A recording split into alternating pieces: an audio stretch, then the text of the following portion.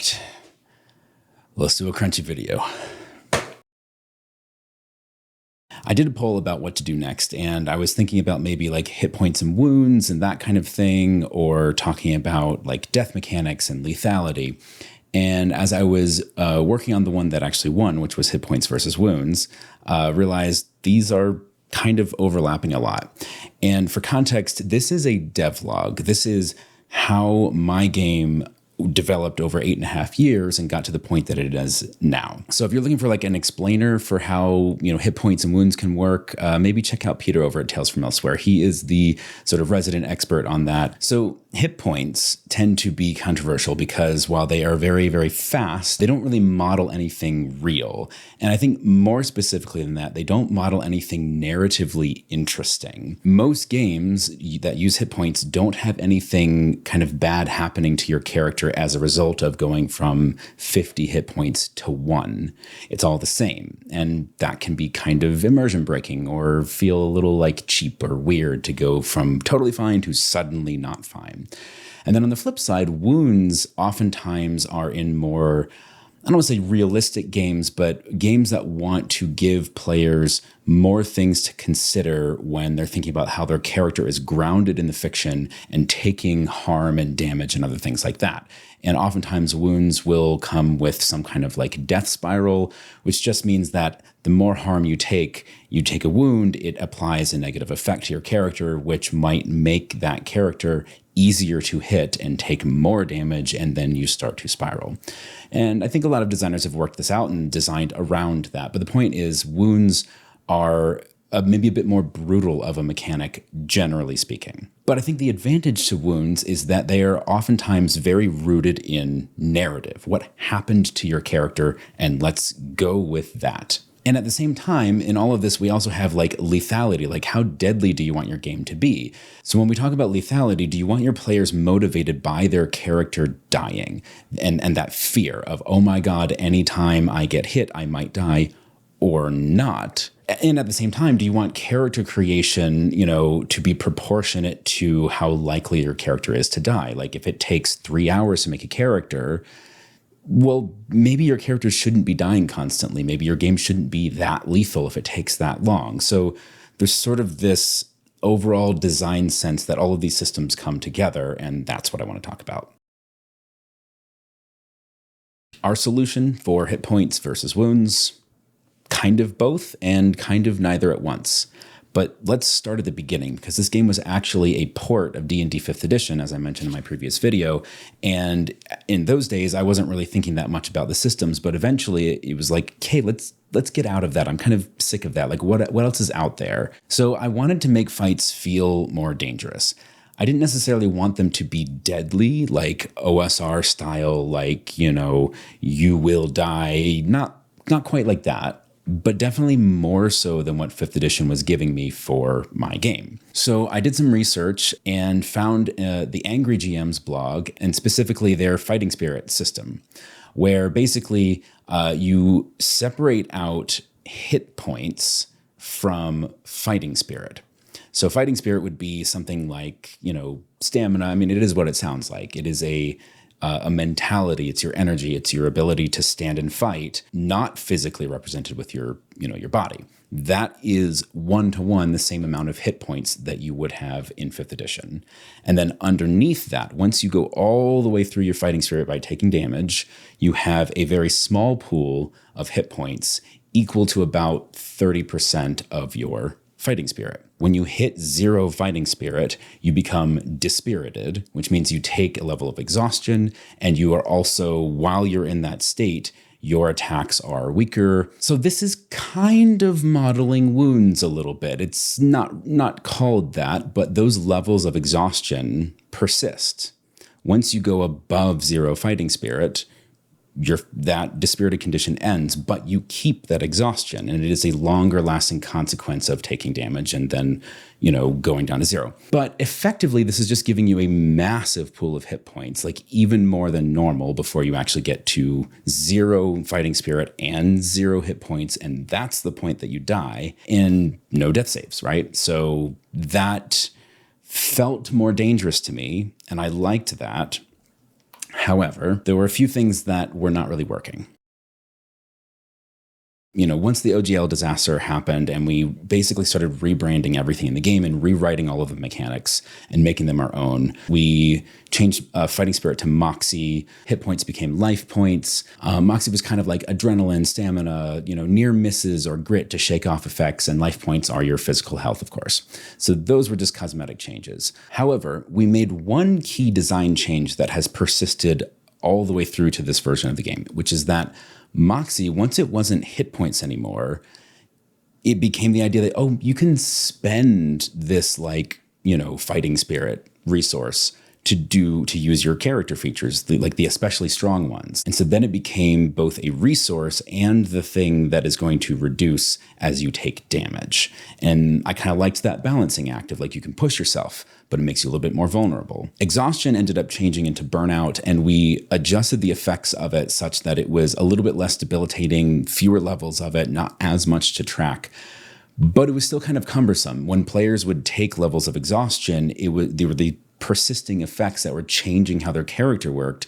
And it was a lot to remember. It was just right, I should have had disadvantage on that thing that I did because I have exhaustion and it's at level 2 instead of, or burnout. It was just a lot to try and remember in a game where you're already trying to remember a lot. It was not adding to the fun. It was just bookkeeping. During all of this, we still have 5th edition levels of Moxie along with that extra buffer of life points at the very bottom of everything.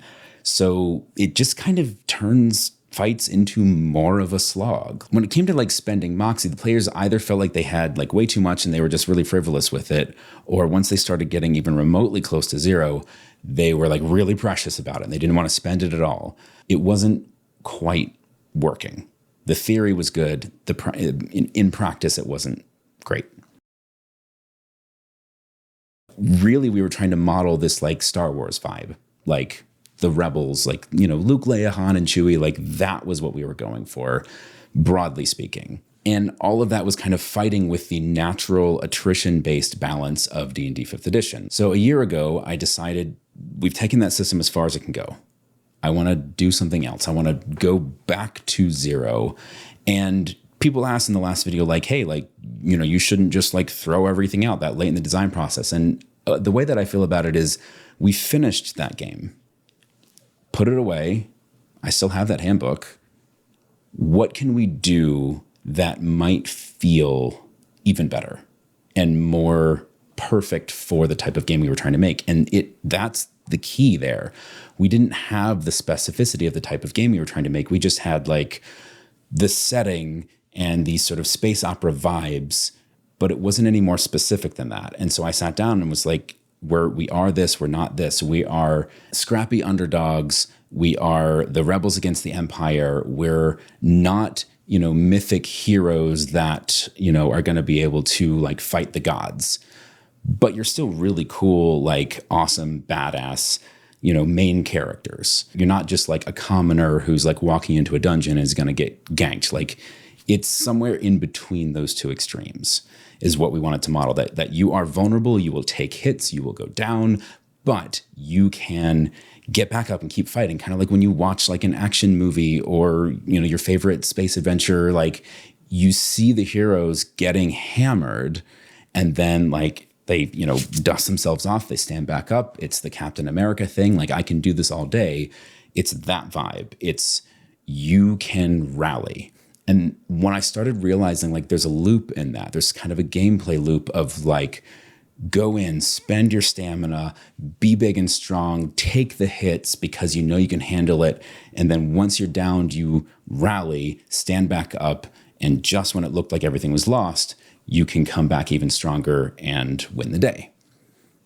That would be pretty cool to model. How do we do that? We came up with the gameplay pillars of Scrappy and Cooperative, that's the feeling that every game mechanic should be funneling you towards in every scene, that you should feel like you really fought your way through to the other side and that with the help of your team, you were able to overcome. So the first thing I did was I killed the whole burnout exhaustion thing. I didn't like tracking all of those different effects. And while I did want some kind of persistent thing that happens after you get really, really hurt in a fight. I didn't really have a good answer for it. And then all of this, like the quantity of Moxie, it just is bloated hit point pools. It didn't like that either. I wanted like smaller, like what happens when you only have like 15 Moxie? How, likely do you want it to be for a character to die? I felt like it wasn't dangerous enough.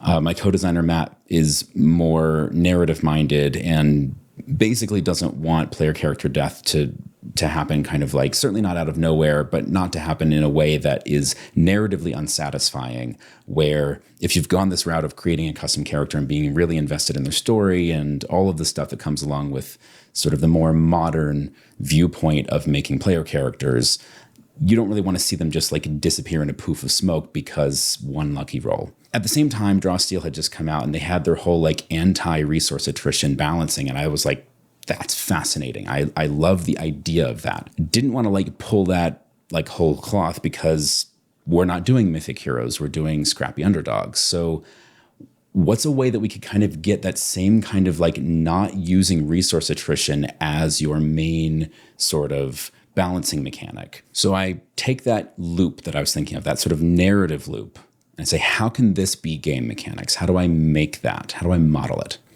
And what I came up with was what I call the rally loop. A very small pool of Moxie for a level 1 character, let's say 15, right around there. Instead of life points at the bottom representing your physical health, something like luck. Something like in the Uncharted games where the way that Naughty Dog described it, it was like every like bullet hit that Nathan was taking, it wasn't that it was hitting him, it was that it was grazing him and that the meter going down is his luck, right? It's like, when is his luck going to run out? And that felt thematically cool to me, like action-adventure hero, but still vulnerable. That was the vibe. You have 4 luck, right? You have 15 Moxie. That's what goes down first. You're still spending it on your own features, but less of it. And then incoming damage reduces it. Once you hit 0, you immediately lose 1 luck. And that is then the point that you can rally. Once you're at 0, you then are able to rally, and rallying costs a resource that I had not had in the game up to that point called Defiance. And Defiance is something that a player character gains when they take damage. So any single hit that comes in gives them 1 point of Defiance. It costs 3 to rally. So basically, in the 15 points of Moxie that you have all the way down to 0, you have to take 3 hits to be able to then rally once you hit 0. So now your luck is going down. Regenerate all of your Moxie when you rally, and you can get right back in the fight and keep going. So that's our loop. It was not perfect, but it was interesting enough to test and to like dig into and to do more of, to try and see if we can make it perfect. And one key part of this was that you only lose luck when you take damage that reduces you to 0. If you spend your own Moxie all the way down to 0, that does not reduce your luck. And then we also have the chip damage exception. So if you take 1 point of damage, then that doesn't count as far as giving you Defiance. It has to be a more substantial hit. And so these are like little sort of, fiddly little things that we had to kind of fit in there to kind of make the system work. And then, of course, once you hit 0 luck, you die. So one of the crucial things we added to this to like make it work was zipper initiative. So you divide, player characters and enemies. Roll to see who goes first, and then if the player's going first, one of them acts, then an enemy goes, then a character, then an enemy, and you just go 1 for 1 for 1 all the way to the end. And another thing that was crucial was that we had 3 actions on a turn. We've changed it completely from D&D. So you get your 3 actions, you can spend them on anything, including 3 different attacks. But as soon as you deal damage from one of those attacks, you cannot do anything else that would deal damage. So you can basically only deal damage once per turn. This reduces the likelihood that a character gets dropped to 0 Moxie, needs to rally, but it's not their turn yet, and then gets ganged up on and takes a whole bunch of hits in a row, and their luck just keeps going down and down and down.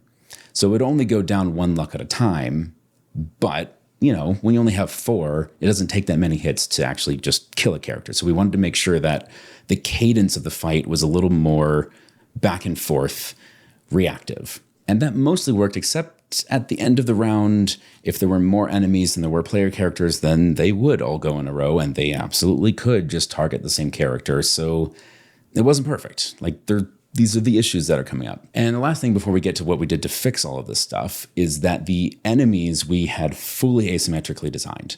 So player characters are the ones where all of these sort of resource spending, rally, defiance, the decision points are happening. On the GM side, you just have regularized hit points. They're bloodied at 50%, just so you kind of know how far along you are. Straightforward. Make it easy to run. And then we give the GM a resource called Doom, which triggers we don't need to go into the history of Doom, but now it triggers at the start of a round in a fight. The GM gets a preset amount. If player characters use certain super powerful features like extra powerful magic, for instance, that might also give the GM Doom to spend. This can juice attacks. This can impose bad luck on player character rolls. This can also call down like special events, essentially, to like just change the scene up or complicate things. So it's a pretty dynamic resource right now, and it's actually been a lot of fun. But this is sort of the counterbalance to Defiance. And then another balancing thing was we gave special enemies like bosses and, mini bosses or, big single foes a feature called Retributions. It basically works exactly like legendary actions, just once you hit those extra turns at the end of a fight and it's the player characters who outnumber the enemies, the special enemies get to take retributions between player character turns. On the flip side, if the enemies fully outnumber the players, then all of the extra enemies to go at the end of that round get a truncated turn of just 2 actions instead of 3.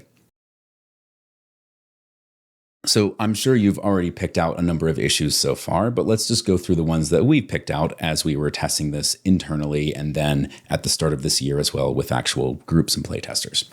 So number 1, there was still too much Moxie. You have Moxie times the amount of luck you've got, assuming that you're able to rally every time. It was too much. Waiting for 0 Moxie to rally causes a lot of timid behavior, not boldness. So we ended up adding a quick rally, which was something you could do as a reflex action. It's like a reaction. It's just an action you can spend on anyone else's turn in a fight that would heal you for half of your Moxie instead of 100%, which would be the full action version. But then that added a lot of pressure because you only get 1 reflex action, and we had a lot of cool other reflex actions we wanted people to use, but they were hoarding it just in case they had to rally. Again, not bold, big action, just like very careful behavior. And the pacing was just sort of hitchy. It was like there wasn't really a flow. There was a lot of like stop-start. So we were still working on it. Losing luck at 0 Moxie makes players avoid 0 like that. Of course it does, but also really avoid it to the point that they're not going to spend once they're under half. That's not very heroic. That's kind of playing it safe. Also, as somebody pointed out very smartly, we don't have any kind of like downed conditions, so GMs have no narrative reason, no in-fiction reason with their bad guys not to attack a player character who is on their last luck and is at 0 Moxie. They're technically visually fine, as opposed to somebody who gets, in D&D, you're knocked down, you're at 0 hit points, you're unconscious, you're literally out of the fight. Yes, somebody could still go execute you, but they don't have to. That's like kind of a key difference. It helps people run games in certain ways, and we didn't have that cue. And there was these like messy design elements. The chip damage rule, it's a clunky solution. It's like I hate like single offset rules that only serve one purpose because there's just a flaw in the design. I would rather have a good design that didn't need that stuff, if at all possible. And then, when you have 3 actions, oftentimes you end up having a spare action at the end of your turn. If you deal damage in your first hit and all you want to do is attack, well, now you've got 2 actions that you don't really have anything to spend them on. So that feels wasted. What do we do to fix all this stuff? First up, rally whenever you want. You do not have to be at 0. You can rally at any point, and now it's up to you. Do you want to try and maximize the spend of your Defiance to try and get all of your Moxie back in one shot? Or do you rally when you still have like 5 Moxie left? In conjunction with that, we also lowered Moxie, like the starting base level, like level 1 Moxie on average, from about 15 to 18 down to like 10 on average. Some characters even have a little bit less. And we reduced luck from 4 down to 3. Here's the critical thing. We also attached the cap on how much defiance you can get to how much luck you have. So if you're down from 3 luck to 2, you can get 2 defiance. That is not enough to rally. You need 3. Suddenly, this opens up a window where we can then say, hey, take away the reflex rally. That was both playing it too safe and too critical of a move, and it was controlling that reflex action too much. Take that away. Rally only is an action, but you don't have to be the target. You can go rally for your friend. As long as you're standing next to them, you can rally for them. They get healed, you spend your defiance, or a combination of your defiance and their defiance. So now as your luck cap goes down and your defiance cap goes down with it, you just become more dependent on your teammates to help you out. That felt really good. That felt leaning fully into the cooperative pillar. These are the things that you have to know how to do as a team in order to survive and get through. This is where we found our wound mechanic. I know I haven't said wounds in a long time, but this was it. It's not some like persistent list of effects or like a roll table or anything like that. Like that stuff's cool. I'm not knocking that stuff, but for our game, we still wanted that long-term consequence of like you got hit hard and you're going to remember it. Your character is going to remember it. Your luck went down. Here's how the loop fully works now. Moxie hits 0. Nothing bad happens. You're just at 0. You are vulnerable. Subsequent damage after that, you are downed. Your character drops to the ground. They're not unconscious, but they're out of it, barely able to speak, barely able to function. They are considered a non-combatant. While you are downed, you cannot do anything except spend a luck on your turn, at the start of your turn, as an action to recover. You stand back up, end the down condition, spend the luck, regain all of your moxie, and you're back in the fight. Down 1 luck. Now you need your teammates in order to rally, if you ever need to again, which you definitely will. If you are downed and the GM wants to target you, they have to spend a point of doom in order to do so. And then as long as it's a valid target for their attack, it automatically hits. Player character immediately loses 1 luck. So there's still some danger there, but you have, it has to be earned, essentially. It has to be because something bad was already on the horizon looming over you. And then it is a choice that everyone sees, like, hey, our friend's downed and we know the GM has doom still. We better get over there because I don't think that, this like assassin NPC is going to just let them go. They're going to try and kill them. If that you don't want to have to worry about them having to spend their luck to stand back up, you can go over to them and stand them back up on their feet as an action. It does not cost luck. It doesn't cost anything else, but it also does not give you any moxie. So you have to be careful when you do that. So how do you get your luck back? Like if you're down on luck, let's say you lost 1 or even 2 in the same fight, like it went bad. How do you get it back? Out when you're adventuring, you're not in a fight, you're doing other things and you're making ability checks. Some of those are just regular checks, but most of them, if they're influencing the story and have potential consequences in the narrative, we call that daunting. It's a daunting check, and it opens up the chance for you to roll, instead of just 1 success to succeed and that's it, 2 successes to get a shiny success, we call it. It's everything you want, succeed the roll. If you can only roll 1 success on a daunting roll, it's a dirty success. Some kind of consequence occurs even though you succeed at what you tried to do. Point being, if you roll a daunting check and you get a shiny success, you can choose to downgrade it before anything is resolved to a dirty success. And that is what gives one of your present crew members 1 point of luck back. You are trading bad luck now for that precious resource. And over the course of an adventure, you'll have a lot of chances to do that. So it's kind of a self-healing thing, but you are always encouraged to keep trying to do the stuff that's going to affect the narrative and the scene. Make those daunting checks, go out, get into fights, lose your luck because you can rally, your teammates can help you. Like all of this stuff wants to work together. And the most important thing to me is that it is narrative focused. It's rooted in the kind of narrative focus that is not pre-prescribed. It's not on a roll table. It's not telling you what happens to your character. It is based on the decisions that you're making. Which daunting roll do we think is narratively okay to accept some consequences on it. Like, they're usually roles you care a lot about. So you've got to kind of consider it. When is it actually worth doing? We've seen it go both ways in playtests. We wanted to grease the wheels in the fights and make sure that everything flowed. And so we added a brace action, which is just for a single action, you regain 1 Moxie. Only during a fight. We took away the whole like no chip damage for Defiance. If you take a point of damage, you get Defiance. That's that. We also took away opportunity attacks and just let movement flow.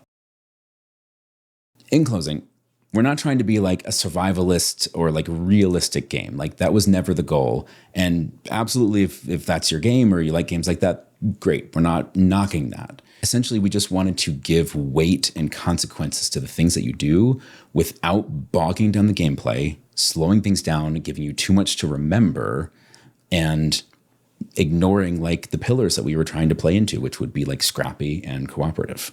And this is what we landed on. And frankly, given the testing that we've had since Dice Tower West, shout out, it's going really, really well. I'm very excited.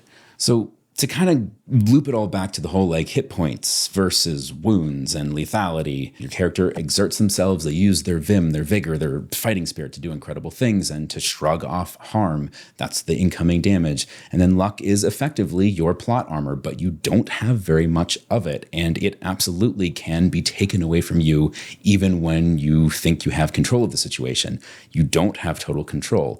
And in order to get it back, you have to accept bad luck and consequences in some other part of the narrative that you are predetermined to care about. You've chosen a moment that you want to influence things and make sure that that goes well for you, but you kind of need your luck back too, because you don't want to die. What do? These are the weighty choices that don't have a ton of verbiage attached to them. They just kind of are.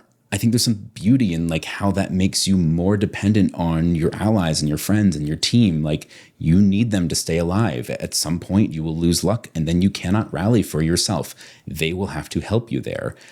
But also you can do the same for them. It's about, as a team, how do we handle this together? And it's not a wound system, but it is a harsh reminder of the bad things that have happened to you that you have to carry with you. They don't just disappear when you heal. And they also occur usually inside of a fight and affect the fight as it's playing out. It's not just like a massive pool of hit points and, being at 1 is the same as being at 80. So that's it. Definitely let me know in the comments what you guys think. I know there's tons of opinions about this kind of stuff, and I love hearing all of them. My wrists are sore from typing all of the comments to the previous Dice video, but I just love that stuff. Like, I can't help myself. So thank you for watching. If you haven't subscribed, please consider doing so, and I will see you in the next one.